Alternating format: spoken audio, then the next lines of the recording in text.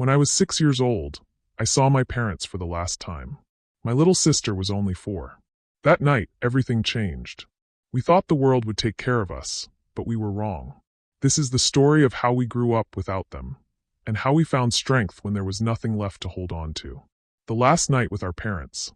I remember the smell of rain that night. It was cold, the kind of cold that seeps into your skin and makes you want to curl up in a blanket. My sister, Aisha, was sitting beside me on the old couch, her small hands playing with the torn edge of her dress. She was only 4. She didn't know what was about to happen. I was 6, and I didn't understand much either. But I remember my mother's voice, soft, warm, and a little sad. She kept looking at us like she wanted to freeze that moment forever. "Come here, Sammy," she said. I walked over, and she pulled me into her arms. Then she reached for Aisha and hugged us both so tight I could barely breathe. At the time, I thought she was just being loving. But now, I know it was goodbye. That evening, my father came home earlier than usual. He was usually tired after work, but this time, he seemed restless. He spoke quietly to my mother in the kitchen, and I could only hear bits and pieces. Words like tomorrow, danger, and safe floated into the living room. I didn't understand them back then, but I remember the fear in my mother's eyes. After dinner, my parents tucked us into bed. Aisha fell asleep quickly, holding onto her stuffed rabbit. I couldn't sleep though. I heard the sound of my parents talking in low voices, their footsteps moving quickly across the floor. Then the front door opened. I ran to the window. Outside, the rain had turned into a storm. I saw my father carrying a heavy bag. My mother followed him, her coat pulled tight around her. They didn't see me watching. They didn't look back. The next morning, we woke up alone. No mother making breakfast. No father reading the newspaper. Just silence. At first, I thought maybe they went to the market. But as the hours passed, I knew something was wrong. We waited the whole day. The sun went down, and the shadows in the house grew longer. Finally, there was a knock on the door. A neighbor stood there, her face pale. She told us our parents had been in an accident. They weren't coming back. I don't remember much after that. My ears rang and my legs felt weak. I looked at Aisha, her small eyes wide with confusion. She didn't understand death. She thought maybe Mama and Baba would come home later. But they never did. That night, we were taken to a relative's house. Everything felt strange, the smell, the rooms, the people. We had lost our home. We had lost our parents. And somewhere deep inside, I felt like we had lost our place in the world too. Life after that became a series of changes. Different houses. Different relatives. Some were kind, some were not. I learned quickly that without parents, you are like a leaf in the wind. You go wherever someone decides to take you.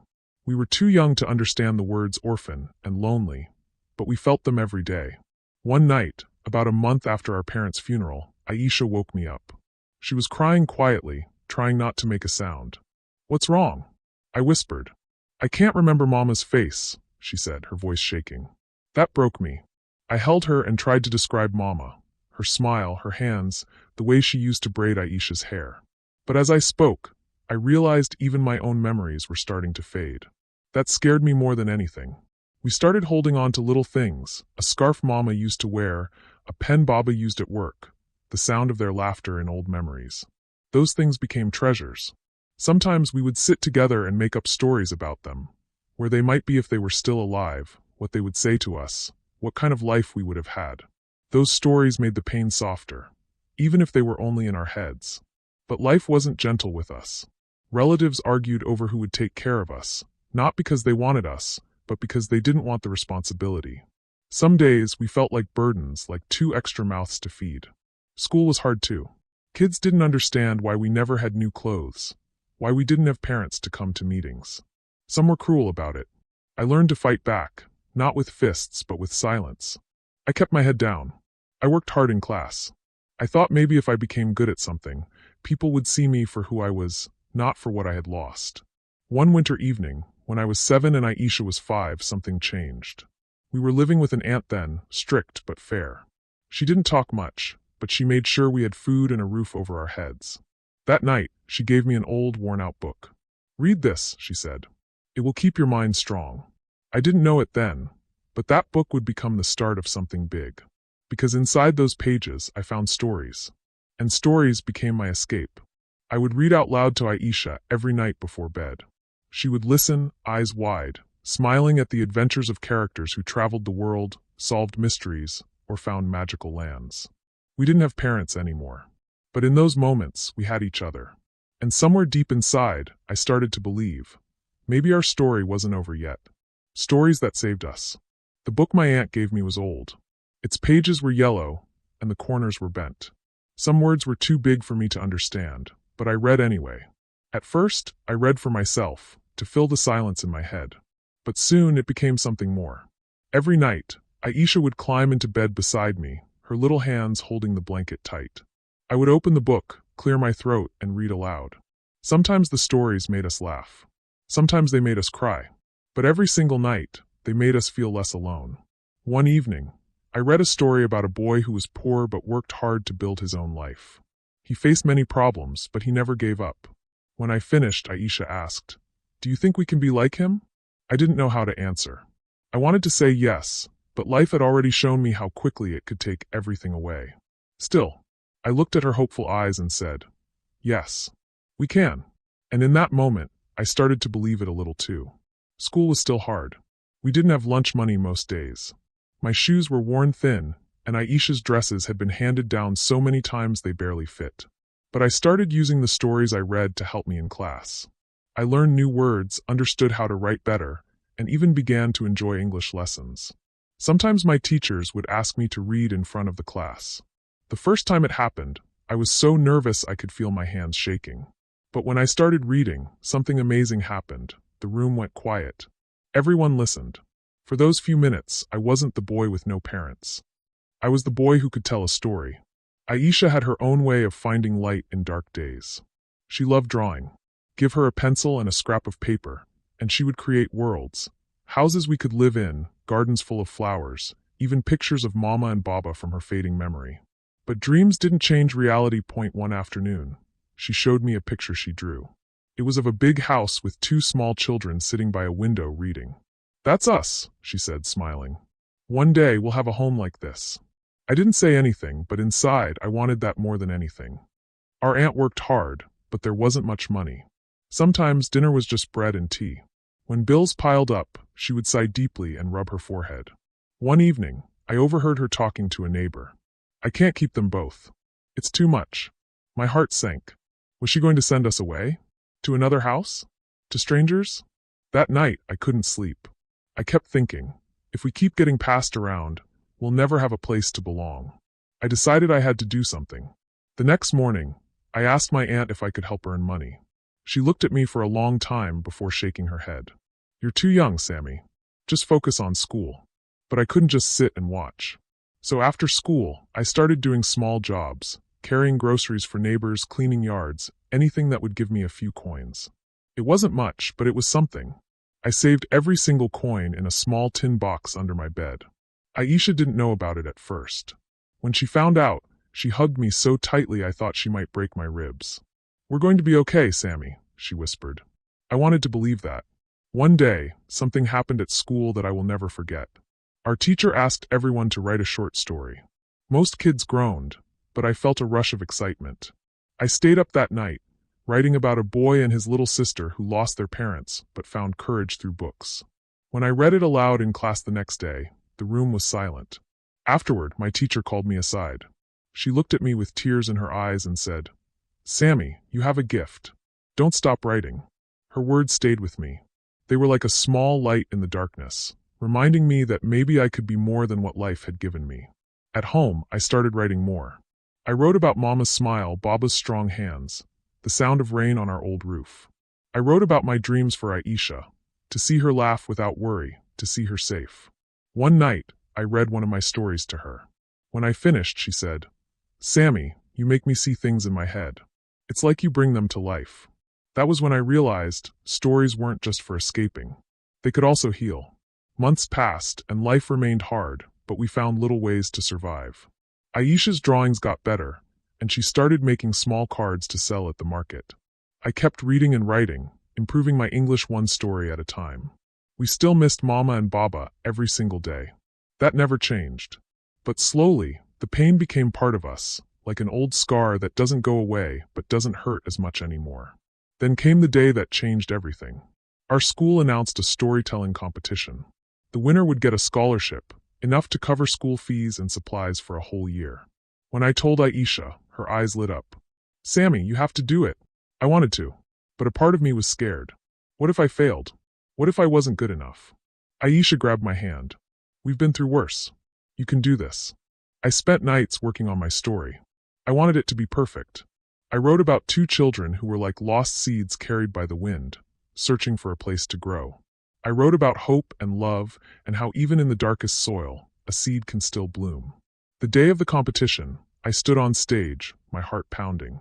My hands shook as I held the paper, but when I started speaking, the fear faded.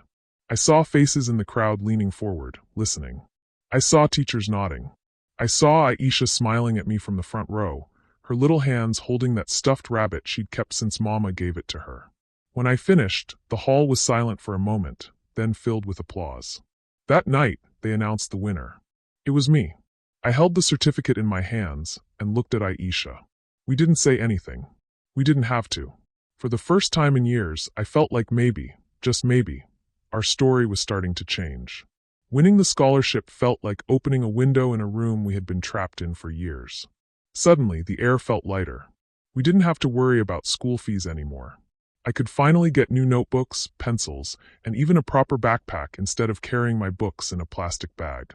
For the first time, I saw a spark in Aisha's eyes that I hadn't seen since our parents died. It was as if she finally believed that life could give us something good. But good news has a way of drawing attention, and not all of it is kind. At school, some kids congratulated me, but others whispered things behind my back. I heard them say I got pity votes because I was an orphan. One boy even told me I didn't deserve it, that the judges felt sorry for me. His words cut deep, but I didn't answer. I'd learned long ago that silence could protect you more than anger. Still, at night, those words came back to me, and I wondered if maybe he was right. Aisha noticed my quietness and asked me what was wrong. I told her nothing, but she saw through me. She always did. "Sammy," she said one evening, "you worked hard for this. Don't let anyone make you believe otherwise."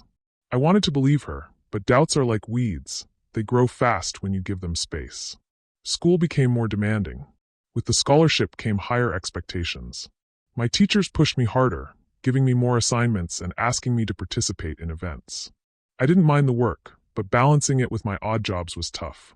I still carried groceries for neighbors and cleaned yards because we needed every coin. Aisha kept making and selling her handmade cards. Together, we were slowly building a small cushion. Nothing big, but enough to feel like we were standing on something more solid than before. One afternoon after school, I was walking home when I saw a notice on the bulletin board outside the library. It was about a storytelling club that met every weekend.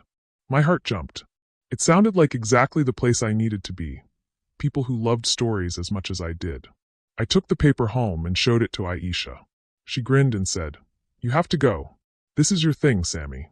The first meeting was intimidating. Most of the kids there were from well-off families. They spoke confidently, using big words I didn't always understand. For a moment, I thought about walking away, but then the club leader asked if anyone wanted to share a story. My hands shook as I raised them. When I spoke, the room grew still. By the time I finished, a girl in the front row clapped first, and then everyone joined in. That was the moment I realized stories could connect people from completely different worlds. The club became my safe place. Every Saturday, I would go share something new and listen to others. I learned new techniques, new ways to express feelings, and most importantly, I learned that my voice mattered. At home, I would teach Aisha what I learned. She began to write her own little stories to go with her drawings, and soon, she had a small collection of illustrated tales. She said one day she wanted to make a book, and I promised her I'd help. But life didn't stay easy for long. Our aunt's health began to decline. She started coughing a lot and getting tired quickly. She tried to hide it from us, but I could see it. Trips to the clinic became more frequent, and I noticed her counting money more carefully than before. I knew what it meant: more expenses, less income. One evening, she called me into the kitchen. "Sammy," she said softly, "you've grown up so much. I'm proud of you. But I need to tell you, I may not be able to take care of you both for much longer." My chest tightened. "What do you mean?" I asked. She sighed. "I'm getting older, and my health is not good. If something happens to me, you and Aisha will need to be ready." I I wanted to say she would be fine, but I knew lying wouldn't help. Instead, I nodded slowly. From that night on, something changed inside me. I stopped thinking like a boy and started thinking like someone who had to protect his family. I took on more small jobs and even helped Aisha sell her cards in the market instead of just at school. Every extra coin we saved felt like a small piece of security. Around this time, our storytelling club announced a citywide competition. The prize was much bigger than before, a cash award and a chance to meet famous authors. Aisha grabbed my arm the moment she heard. "You have to try, Sammy. This could change everything." I knew she was right. Winning could help us financially and maybe even open doors for my writing. I began working on my story right away. This time, I wanted to make it deeply personal. I wrote about two children walking through a dark forest, searching for a light. Along the way, they faced storms, hunger, and wild animals, but they kept going because they had each other. The forest, of course, was our life. The light was hope. And the children, well, they were us. The weeks leading up to the competition were exhausting. Between school, odd jobs, helping my aunt, and writing, I barely slept. Some nights, I would stay up until the candle burned low, rewriting paragraphs again and again until the words felt just right. Aisha would sit beside me, drawing small sketches of the scenes I described, her head sometimes falling asleep on the table. When the competition day arrived, I was nervous but determined. The event was held in a large hall, filled with people from different schools. I recognized a few faces from our club, including some who were clearly more confident and experienced. Part of me wondered if I belonged there at all. But when my name was called, I walked onto the stage with my heart pounding. I began slowly, my voice trembling at first. But as I spoke, I thought of Mama, Baba, and Aisha. I thought of all the nights we had spent in cold rooms, telling each other stories to survive. And suddenly the fear faded. My voice grew stronger. I could see people leaning forward, their eyes fixed on me. By the time I finished, the hall erupted in applause. When the judges announced the winners, I didn't expect my name to be called. But it was. I stood there, holding the award, feeling a mix of pride and disbelief. The cash prize wasn't huge, but it was enough to pay for my aunt's medicine for months. More than that, it proved something to me. That even though life had taken so much from us, it couldn't take away what we had inside. That night, Aisha hugged me tighter than ever. "See, Sammy? We're getting closer to our home with the big window." I smiled, even though I didn't know when or how it would happen. But deep down, I believed her. The weeks after the competition felt like a new chapter in our lives. People in the neighborhood started treating me differently. Some who had barely spoken to me before now stopped to congratulate me. Teachers began asking me to help other students with their writing. A man from the city library even invited me to do a small reading session for children on weekends. For the first time, I felt like maybe my talent could be more than just a way to escape reality. Maybe it could be a way to build a better life for me and Aisha. But dreams have a way of testing you. One afternoon, our storytelling club received exciting news. A famous children's author from the capital was hosting a writing camp. It would last 3 months, and only a few students from across the country would be selected. The camp promised mentorship, publishing opportunities, and even a scholarship for higher studies. The club leader handed me the application form. "Sammy," she said, "you should try. You have a real chance." I stared at the paper in my hands. It sounded like the opportunity of a lifetime. But then my mind jumped to Aisha, our aunt, and the small income we relied on from my odd jobs. If I went away for 3 months, who would take care of them? That night, I couldn't sleep. Aisha was drawing quietly at the table, and I just sat there, turning the form over in my hands. Eventually, she noticed. "What's that?" she asked. I told her about the camp. Her eyes lit up instantly. "Sammy, you have to go. This is your dream." I shook my head. "It's not that simple, Aisha. If I go, who will help with the money? Who will make sure you're okay?" She put her pencil down and looked straight at me. "You've always taken care of me. Maybe it's time to take care of your dreams too. If Mama and Baba were here, they'd want you to go." Her words stayed with me all night. The next few days were full of mixed feelings. Our aunt encouraged me to apply, saying she would manage while I was gone. But I could see the tiredness in her eyes, the way she moved slower now. I couldn't shake the thought that leaving might be selfish.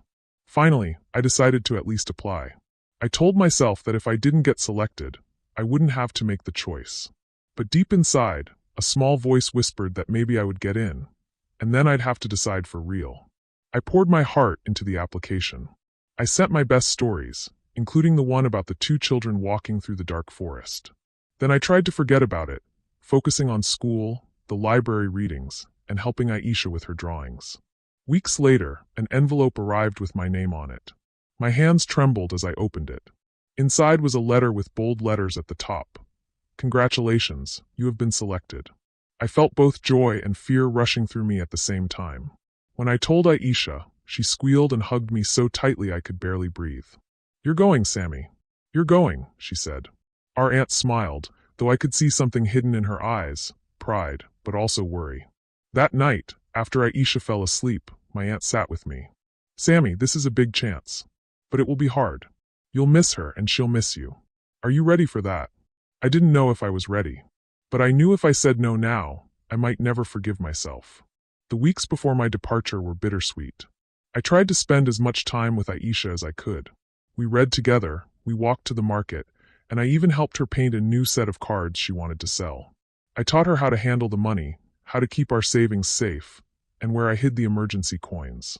The night before I left, she gave me a small notebook. Write everything that happens, she said.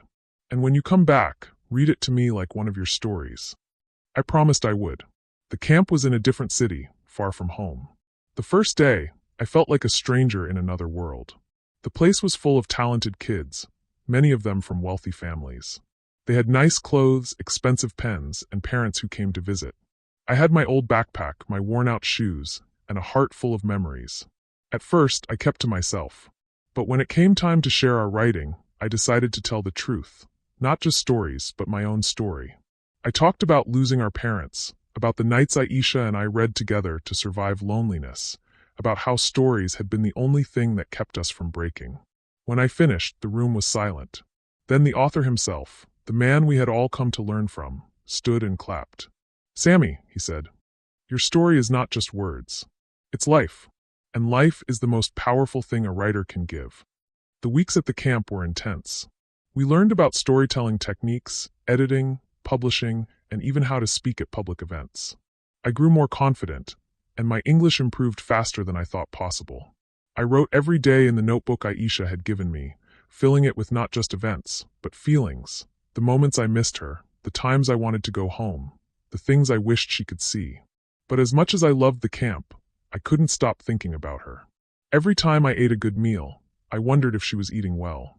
Every time I saw something beautiful, I wished she could draw it. I counted the days until I could go back. The camp ended with a big showcase event. Each of us had to present our best work to an audience of publishers, journalists, and teachers. I read a story I had written for Aisha, about a little girl who drew pictures so beautiful they brought happiness to everyone who saw them. It was of course about her. When I finished, a woman from a publishing company approached me. We'd like to help you publish a collection of stories, she said. My heart raced. This was more than I had ever dreamed of. I returned home with the offer in my pocket and a notebook full of experiences. Aisha ran to me the moment she saw me, almost knocking me over. She had grown a little taller, and her smile was brighter than ever.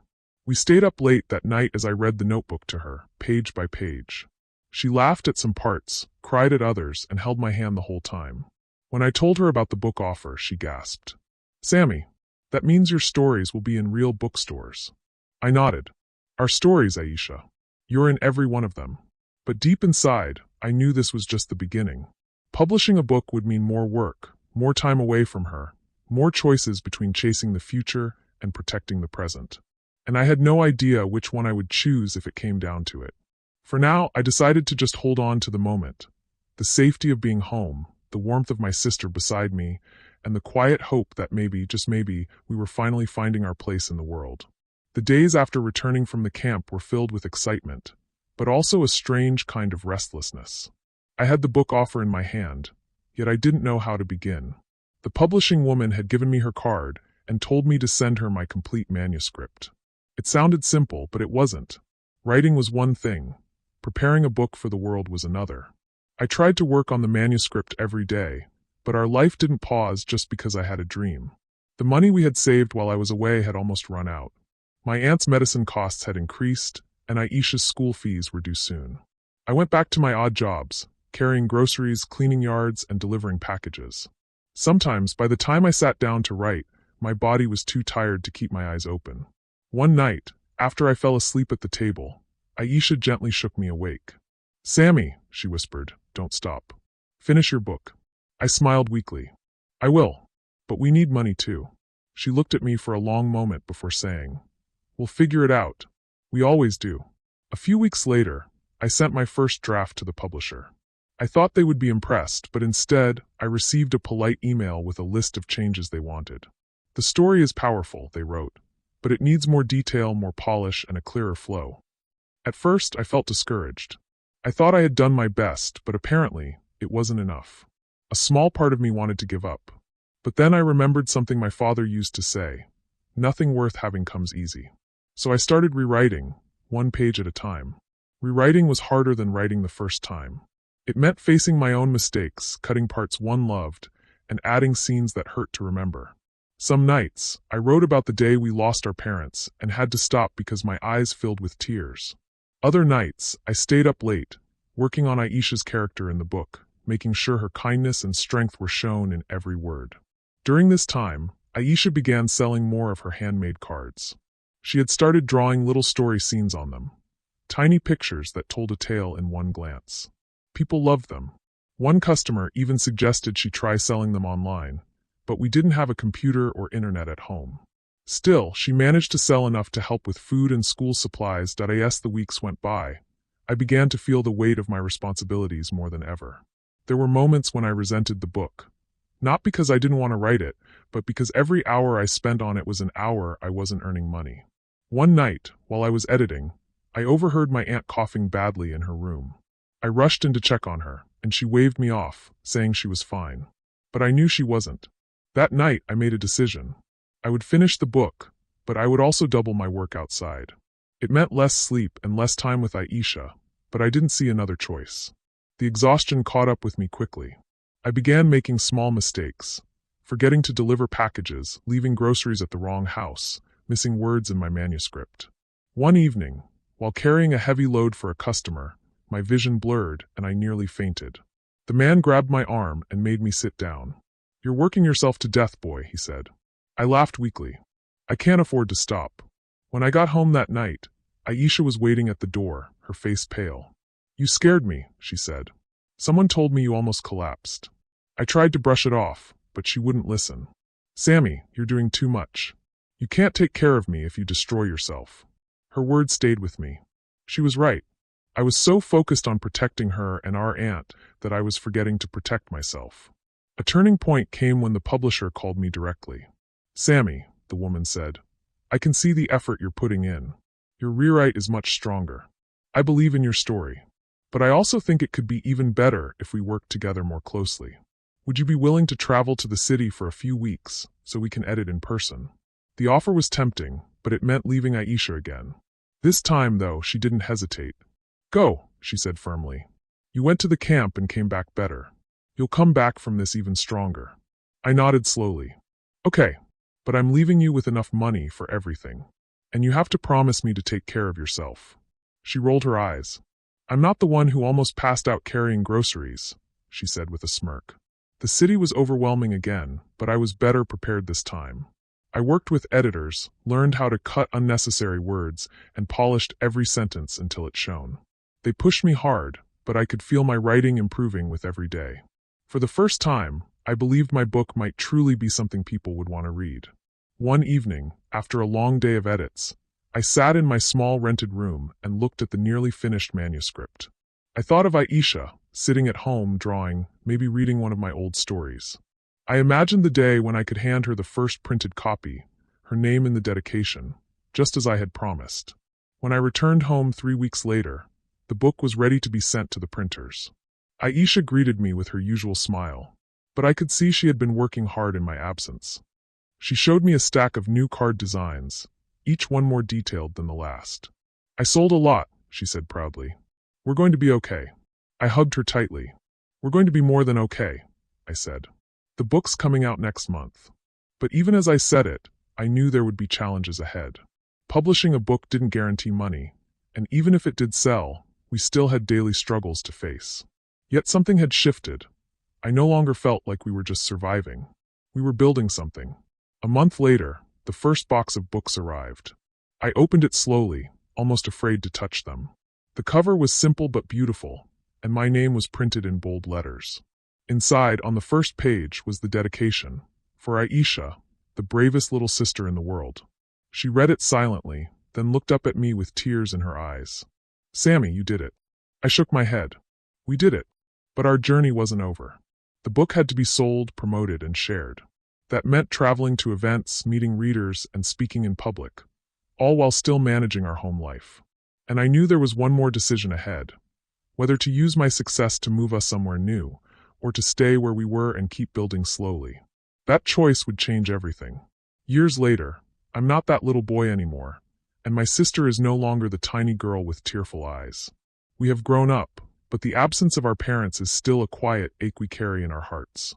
Life didn't give us back what it took away, but it gave us something else: strength, empathy, and the ability to see beauty in small moments.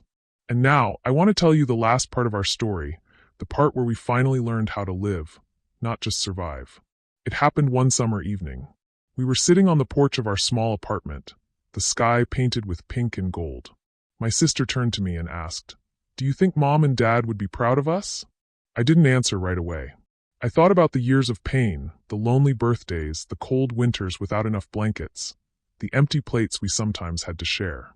But I also thought about how we never gave up, how we always took care of each other. So I smiled and said, "I think they'd be more than proud. I think they'd be amazed." That night, I wrote a letter to our parents. It wasn't on paper, it was in my mind. I told them how we had made it through school, how my sister had learned to sing like our mother used to, how I had learned to fix things like our father did.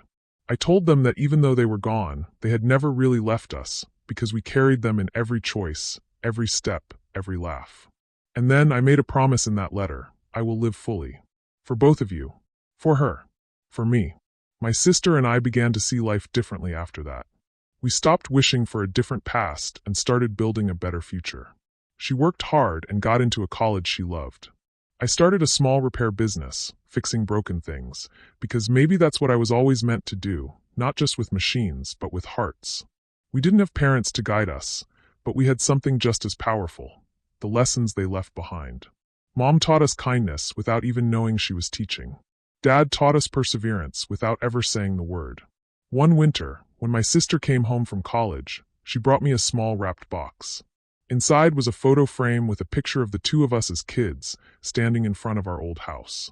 In the picture, I was holding her hand tightly, as if I already knew we were going to have to face the world together.